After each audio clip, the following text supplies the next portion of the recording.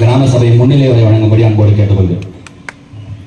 உலக தண்ணீர் தினத்தை முன்னிட்டு இங்கே கரசமங்கலம் கிராமத்தில் நடைபெற்றுக் கொண்டிருக்கிற சிறப்பு கிராம சபாவில் சிறப்பு விருந்தினராக கலந்து கொண்டு சிறப்புரையாற்ற இருக்கிற மாண்புமிகு நீர்வளத்துறை அமைச்சர் அவர்களோடு இங்கே வருகை தந்திருக்கிற மக்கள் பிரதிநிதிகளே, மாவட்ட அளவிலான அனைத்து துறை அதிகாரிகளே, இந்த பகுதியினுடைய மக்களே, உங்கள் அனைவருக்கும் மாவட்ட நிர்வாகத்தின் சார்பில் முதற்கண் எங்களுடைய பணிவான வணக்கத்தை தெரிவித்துக் கொள்கிறோம். இந்த கிராம சபா மிக மிக முக்கியமானது, மிக மிக சிறப்பானது. ஏன்னா இந்த கிராம சபால தமிழ்நாடு முழுக்க ஒரு விஷயத்தை சிறப்பா செஞ்சிருக்காங்க. அதாவது என்னன்னா, இந்த நிதி ஆண்டுல ஊரக வளர்ச்சி துறையின் சார்பில் ஒவ்வொரு கிராமத்துக்கும் என்னென்ன செய்ய போறோமோ அதை அந்த கிராம சபால வச்சு இன்னைக்கு தீர்மானம் நிறைவேற்றணும்.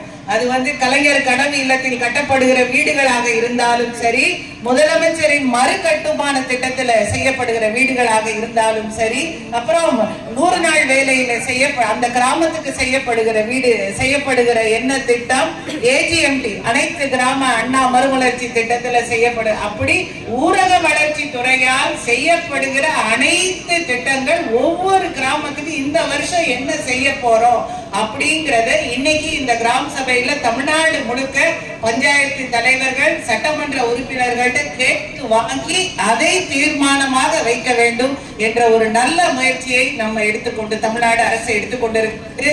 நம்ம மாவட்டத்தை பொறுத்தவரை 3500 பேருக்கு கலைஞர் கனவு இல்லம்ல இந்த வருஷம் வீடு கட்டுவதற்காக ஆணை மாண்புமிகு தமிழ்நாடு முதலமைச்சர் வழங்கி இருக்கிறார்கள். போன வருடம் நமக்கு வழங்கிய 2700 வீடுகளை நாம் சிறப்பான முறையில் கட்டி முடித்திருக்கிறோம்.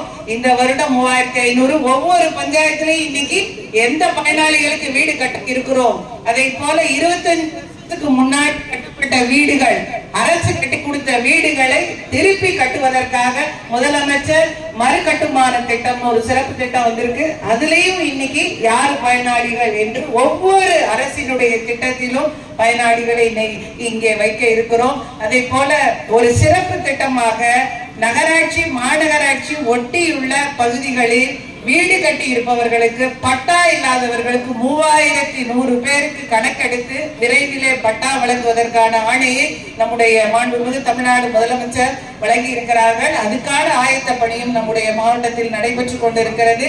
இந்த நல்ல திட்டங்களை நம்முடைய மாவட்டத்தில் செயல்படுத்துவதற்கு எங்களுக்கெல்லாம் அறிவுரைகள் வழங்கி எங்களை ஊக்குவித்து வழிநடத்தி கொண்டிருக்கிற மாண்புமிகு நீர்வளத்துறை அமைச்சர் அவர்களுக்கு மீண்டும் ஒரு முறை எங்களுடைய நெஞ்சார்ந்த நன்றியை தெரிவித்துக் கொண்டு அமர்கிறேன். நன்றி.